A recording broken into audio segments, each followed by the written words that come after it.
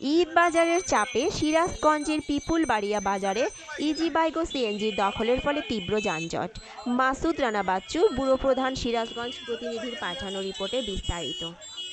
ঈদকে সামনে রেখে সিরাজগঞ্জ সদর উপজেলার হরিণা পিপুলবাড়িয়া গোল চত্বরে সারাক্ষণই যানজট লেগে থাকে। এতে দুর্ভোগ পোহাতে হয় পথচারীদের ও নারীর টানে বাড়ি আসা ঢাকাগামী বাসে আসা যাত্রীদের।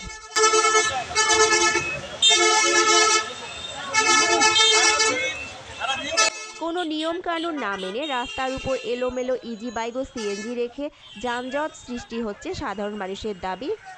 ট্রাফিক পুলিশ যদি থাকে তাহলে এই যানজট থাকবে না বলে ধারণা। সরেজমিনে দেখা যায় এই বাজারের গোলচত্বরে 4টি রাস্তার গণপরিবহন ও মানুষ চলাচলের একটি মিলনস্থল। নিত্য প্রয়োজনে প্রতিদিন হাজার হাজার মানুষ এই রাস্তা হয়ে গাজীপুর সহ ধুনুট বগুড়া যাবার একমাত্র শর্ট রাস্তা। এখানে bus, truck, auto van, easy bike, CNG, নসিমন, করিমন সহ ভটভটি বিভিন্ন ধরনের যানবাহন বিশৃঙ্খলভাবে গ্যারেজ করা সার্বক্ষণিক যানজট লেগেই থাকে। দীর্ঘ সময় জ্যামে আটকে থাকা শিক্ষার্থী, পথচারী, চালক ও যাত্রী সাধারণের যেন ভোগান্তির শেষ নেই।